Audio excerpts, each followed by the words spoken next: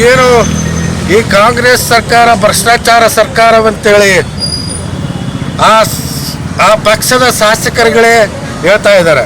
ಉದಾಹರಣೆಗೆ ಗೃಹ ಇಲಾಖೆಯಲ್ಲಿ ಕೋಟಾನುಗಟ್ಟಲೆ ಲಕ್ಷಾಂತರ ಭ್ರಷ್ಟಾಚಾರ ನಡೆದಿದೆ ಅಂತೇಳಿ ಕಾಂಗ್ರೆಸ್ ಪಕ್ಷದ ಒಬ್ಬ ಶಾಸಕರಾದಂಥ BR ಪಾಟೀಲ್ ಅವರು ಈ ಹಗರಣದ ಬಗ್ಗೆ ಅವರೇ ಹೇಳ್ತಾ ಇದ್ದಾರೆ.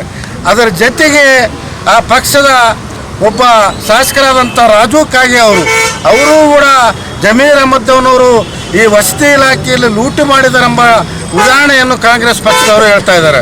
ಸನ್ಮಾನ್ಯ ಸಿದ್ದರಾಮಯ್ಯನವರಿಗೆ ಏನಾದರೂ ಮಾನವ ಮರ್ಯಾದೆ ಇದ್ದರೆ ತಕ್ಷಣವೇ ಜಮೀರ್ ಅಹಮದ್ನವನ್ನು ಅಮಾನತುಗೊಳಿಸಿ ತನಿಖೆಯನ್ನು ಮುಂದುವರಿಸಬೇಕು.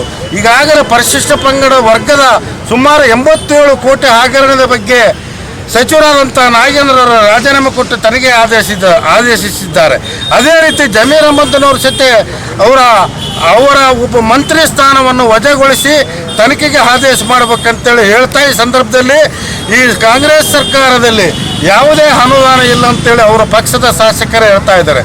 ಉದಾಹರಣೆಗೆ ಚಿತ್ರದುರ್ಗದ ಮೊಳಕಾಲ್ಮೂರು ಕ್ಷೇತ್ರದ ಶಾಸಕರಾದಂಥ ನಮ್ಮ ಸನ್ಮಾನ್ಯ ಶ್ರೀ ಗೋಪಾಲಕೃಷ್ಣ ಅವರು ಸಣ್ಣ ಒಂದು ಕುಣಿಮುಚ್ಚಲಕ್ಕೆ ಸಹಿತ ಅನುದಾನವಿಲ್ಲ ಅಂತೇಳಿ ಶಾಸಕರಾದ ಗೋಪಾಲಕೃಷ್ಣ ಅವರು ಹೇಳಿದ್ದಾರೆ.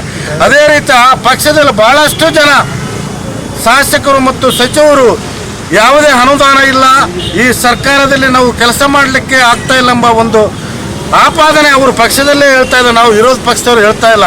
ಆದರೆ ಸಿದ್ದರಾಮಯ್ಯನವರಿಗೆ ಏನಾದರೂ ಇದರ ಬಗ್ಗೆ ಕಾಳಜಿ ಇದ್ದರೆ ಸನ್ಮಾನ್ಯ ಶ್ರೀ ಜಮೀರ್ ಅಹಮದ್ನವರನ್ನು ತಕ್ಷಣವೇ ಮಂತ್ರದಿಂದ ಒಳಸಿಗೊಳಿಸಬೇಕೆಂದು ನಮ್ಮ ಬಳ್ಳಾರಿ ಜಿಲ್ಲಾ ಪಕ್ಷದ ವತಿಯಿಂದ ನಮ್ಮ ಮುಖಂಡರು ಎಲ್ಲ ಯುವ ಘಟಕ ರಾಜ್ಯ ಕಾರ್ಯಾಧ್ಯಕ್ಷರಿರ್ಬೋದು, ಎಲ್ಲ ತಾಲೂಕು ಅಧ್ಯಕ್ಷರುಗಳಿರ್ಬೋದು, ಇವತ್ತು ಪಕ್ಷದ ವತಿಯಿಂದ ಪ್ರತಿಭಟನೆಯನ್ನು ಹಮ್ಮಿಕೊಳ್ಳಲಾಗಿದೆ.